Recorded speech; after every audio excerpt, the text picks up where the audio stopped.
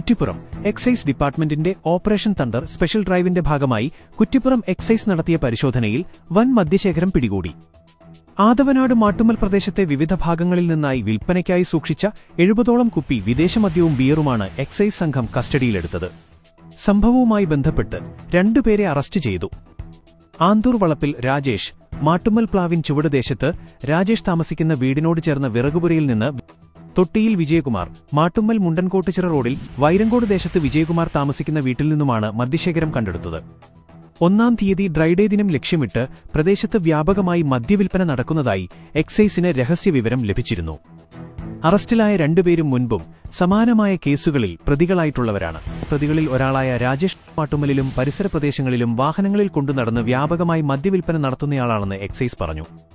യുവാക്കളടക്കം നിരവധി കുടുംബനാഥന്മാർ ഇയാളുടെ സ്ഥിരം ഉപഭോക്താക്കളാണ്. ആവശ്യപ്പെടുന്നവർക്ക് വീട്ടുമുറ്റത്ത് യാതൊരു പ്രയാസവുമില്ലാതെ മദ്യമെത്തിച്ചു നൽകുന്നതായിരുന്നു ഇയാളുടെ രീതി. നിരവധി വീടുകളിൽ നിരന്തരം വഴക്കുകളുണ്ടാകുന്നതിനും കുടുംബങ്ങൾ തകർച്ചയുടെ വക്കിലെത്തുന്നതിനും ഇത് കാരണമായിട്ടുണ്ട്. ഇത് മാട്ടുമ്മൽ പ്രദേശത്തെ സമാധാന ജീവിതം തകർക്കുന്നതായും നാട്ടുകാർ പരാതിപ്പെടുന്നു. Kuttippuram excise range inspector A. മുരുകദാസിന്റെ നേതൃത്വത്തിലുള്ള സംഘമാണ് പരിശോധനകൾ നടത്തിയത്. സംഘത്തിൽ assistant excise inspector Prakesh, preventive ഓഫീസർമാരായ പ്രമോദ്, രജിത, കമ്മുകുട്ടി, സാഗീഷ്, ഗണേഷ് എന്നിവരും ഉണ്ടായിരുന്നു.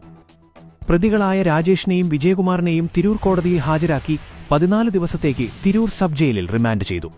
പ്രദേശത്ത് വരും ദിവസങ്ങളിലും കർശന പരിശോധന തുടരുമെന്ന് എക്സൈസ് അധികൃതർ അറിയിച്ചു.